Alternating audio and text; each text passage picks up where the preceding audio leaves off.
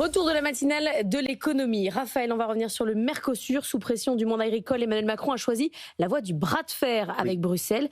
Pas sûr qu'on gagne. Non, effectivement. Alors après avoir envisagé un feu vert à l'accord sur libre-échange il y a quelques semaines, c'était début novembre au Brésil, Emmanuel Macron a fait volte-face en durcissant brutalement le ton face à la Commission européenne. C'était dimanche soir.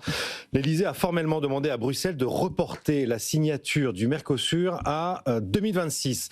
Officiellement pour 3 raisons. 1, s'assurer de la mise en place de clauses de sauvegarde des filières qui permettraient en réalité de rétablir des droits de douane si les importations sud-américaines venaient à concurrencer excessivement la production européenne.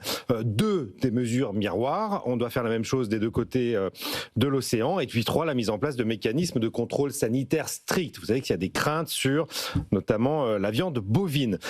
Officieusement, cette volte-face, c'est évidemment pour ne pas rajouter de l'huile sur le feu de la colère agricole qui gronde du fait de la crise de la dermatose, mais aussi éviter de voir partir tout un pan de l'électorat agricole vers le Rassemblement national à 18 mois des élections présidentielles, évidemment. Mais hier, Raphaël, on était avec la Fédération nationale bovine. Ils étaient toujours sur la même ligne. Cet accord est dangereux sur le plan sanitaire et sur le plan économique. Oui, effectivement, cet accord il a été surnommé l'accord des voitures contre des vaches. Donc c'est vrai que ça devrait amener de la concurrence, notamment sur la filière bovine qui est très active pour lutter contre le Mercosur, sur la viande, sur le soja ou encore sur les céréales. Et en même temps, il permettrait de vendre des automobiles, énormément, des machines-outils européennes, tout en garantissant à l'Europe l'accès à des matières premières critiques, ce qui permettrait de réduire la dépendance notamment vis-à-vis de la Chine. À la fin, c'est un peu l'Allemagne contre la France. Bah oui, quand on voit agriculture d'un côté et voitures et machines-outils de l'autre, on se dit que c'est un peu l'économie allemande contre l'économie française. Et bien souvent, comme au foot, c'est l'Allemagne qui gagne à la fin, économiquement et symboliquement, car la France risque de subir coup sur coup 2 camouflés là, sur la scène européenne. On va avoir le fin mot aujourd'hui sur l'interdiction des moteurs thermiques en 2035. Finalement, l'industrie automobile allemande aura la peau de cette interdiction qui va être assouplie. Et sur le Mercosur, le Parlement, on le sait, va adopter aujourd'hui le texte et le Conseil très probablement lui aussi, puisque le vote est à majorité qualifiée. Ça dépendra notamment de la position des Italiens, de Giorgia Meloni.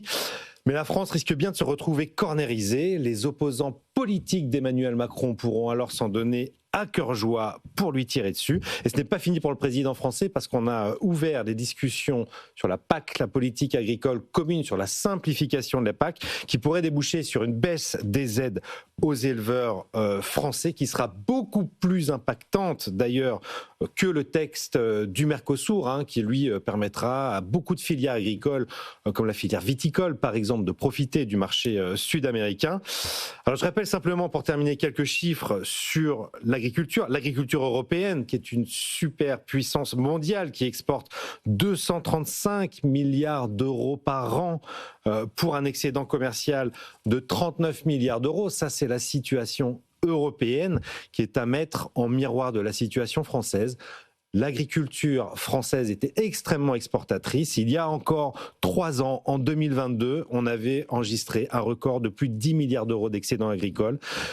Cet excédent est tombé à 6 milliards et demi en 2023, à 4,9 milliards en 2024 et sur les 9 premiers mois de l'année, cette année, nous sommes sur un déficit cumulé de 353 millions d'euros. Ça va mal, ça va mal. On n'a pas fini d'entendre la colère de nos agriculteurs. Merci beaucoup, Raphaël Legendre.